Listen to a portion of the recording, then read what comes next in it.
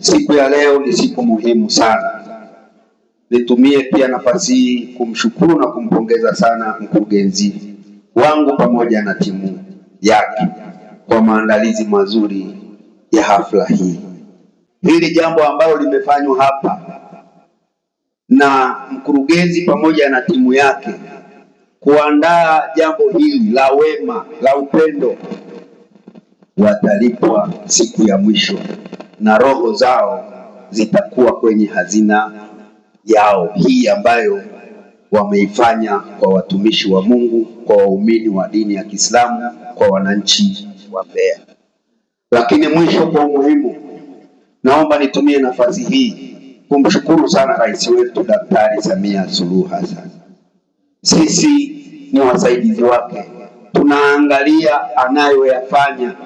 Ameendelea kuwaunganisha Watanzania bila kujali dini zao, bila kujali kabila zao. Nyie ni mashahidi, kila anapokuwa na tukio lazima awaalike viongozi wa dini. Kwa nini? Anajua umuhimu wa viongozi wa dini katika kuimarisha, kudumisha amani ya taifa letu. Lakini kubwa kuliko yote, ameendelea kutupenda wananchi wa Mbeya.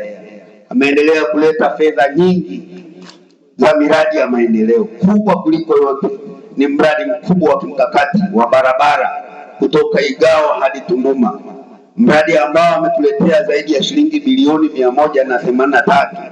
Mradi huu unaenda kukamilika mwishoni mwa mwaka huu. Baada ya mradi huu kukamilika, unaenda kumaliza kabisa changamoto ya msongamano katika jiji letu la Mbeya, lakini pia hata hapa Mbalizi. Lakini pia upo mradi mkubwa wa kimkakati wa zaidi ya shilingi bilioni 119, mradi wa kutoa maji kule Kiwira kuleta Mbeya jiji mpaka hapa Mbalizi. Mradi ule umeshafika zaidi ya 56%, unaenda kukamilika hivi karibuni. Ule mradi ukishakamilika, unaenda kumaliza kabisa changamoto ya maji katika wilaya yetu ya Mbeya, kwa maana ya Mbalizi pamoja na Mbeya jiji.